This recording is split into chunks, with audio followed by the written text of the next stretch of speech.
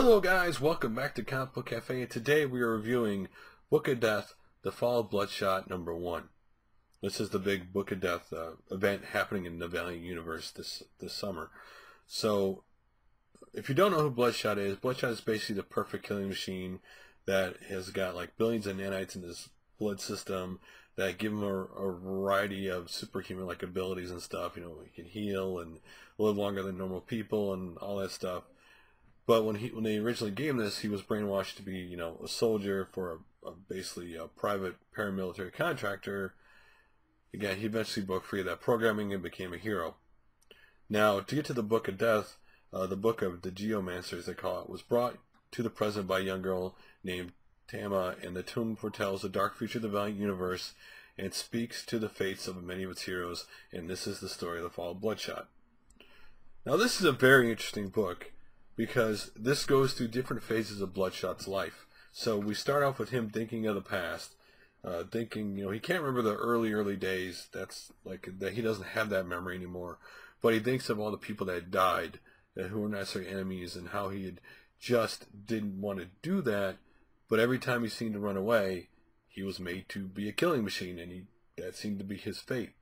So we see him thinking back to his adventuring years when he was on a pirate ship, a part of this pirate group. He was known as Captain Red Eyes, and they were plumaging, you know, and he had this big like legend built around him, and just having fun and adventuring with the people he's with. Eventually, they want to take Rampage, and so they go and obviously raid Rampage, and of course he runs into Rampage and he kills him. And so shortly after that event, he's thinking of, you know, people left, and then they said the War of the Brothers happened, and that eventually that was over.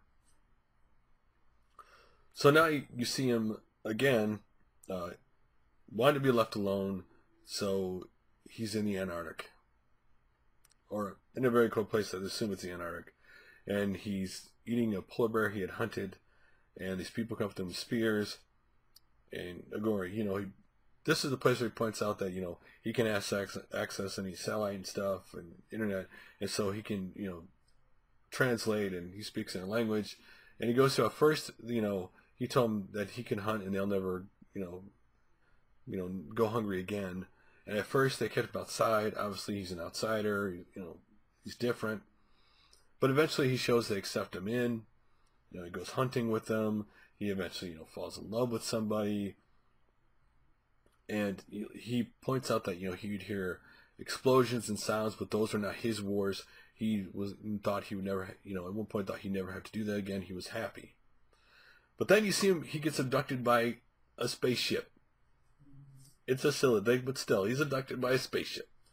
So he gets abducted by a spaceship, and then, hey, you know what, we're going to take you to some other place because we need your help. Because you, out of all the universe, you're the guy that can help us. You, whoever you are, somehow we found you, dude. Bloodshot, you're going.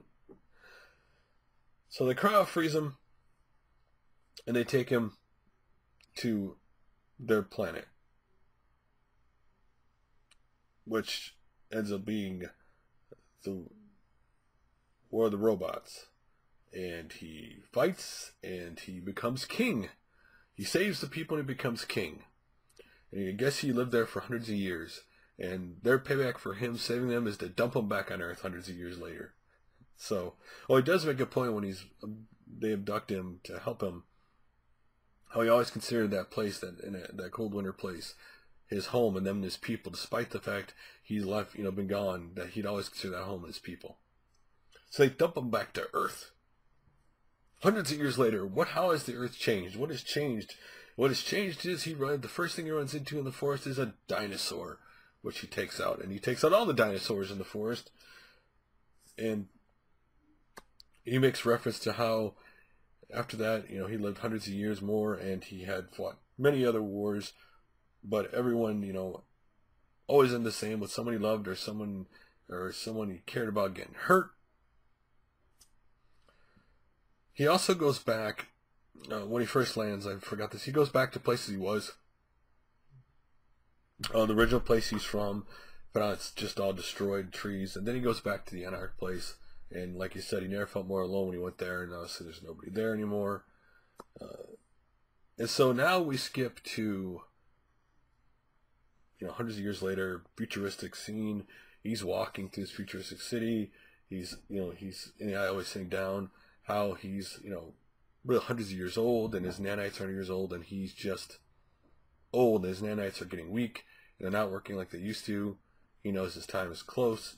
Here he is with a can of pork and beans, whatever, and he's eating it, and this little kid and this dog walk up to him. Now, this little kid looks exactly like a young kid version of him. And, hey, mister, he goes, I just don't want to, I have nowhere to walk anymore. I have nowhere to go. He tells the kid, I'm not giving your dog my food, go away. He eats some, and he looks at him, and he gives him the can. The kid puts the can down, the dog eats it. The kid's like, I have nowhere to go. And the kid just disappears. So you're assuming the kid is him because the kid just disappears. Anyway, and he said, I always assumed I'd die, bullets, chaos, death, and in pain and alone. And, he said he died in pain at the end, but he was wrong about dying alone because this dog lay down next to him when he died. And at the end of the book, he dies. You assume he dies. He said, I got one thing wrong, that I didn't die by myself because the dog was laying, sleeping up next to him. You don't know if the dog had lived or died. Overall, this is a great, honestly, truthfully, a great book because you get to see all Bloodshot's life. You can see how he never wanted to fight, never wanted to be a killing machine, but that's only did good. And every time, despite the fact he fought fate, he always had to, despite the fact he fought it, he always ended up having to do it. Whether he wanted to or not, some cases he did want to do it, some cases he didn't. There's plenty of references in this book of the Valiant Universe. The P.S. Lords are referenced in this, among other places, the Robot Wars. There are, again, things of the Valiant Universe, whether you know them from the past or now, or hinted for the future, because things you might have known before may go happen again. Again, this is a relaunch of the Valiant Universe, so who knows. Overall, I really enjoyed the book, of the character, because he is a guy who doesn't want to fight or hurt anybody, but he always has to just because that's the way fate is given to him. And this is a great book showing his life, like the adventuring part of his life, the part where he had peace and caring, caring about things in his life, and then of course going back to fighting, of course, the ultimate thing, dying alone, thinking he's dying alone, and he doesn't. But overall, it's a great book. I read it again. Really impressed with this book, Book of Death. What do you guys think of Book of Death, Fall of Bloodshot 1? Did you like it, not like it, or do you just like it because you like the character? Great art in this book. I love the art in this book. It's it does a great job showing him progressively get older as it goes along. Like when at the end he's really old, you see it. It's not like he looks exactly the same from the day you see him start the book to the day he ends. He gets older as it goes along. Anyway, love to hear guys' opinions like always, and I'll do another video soon. Later.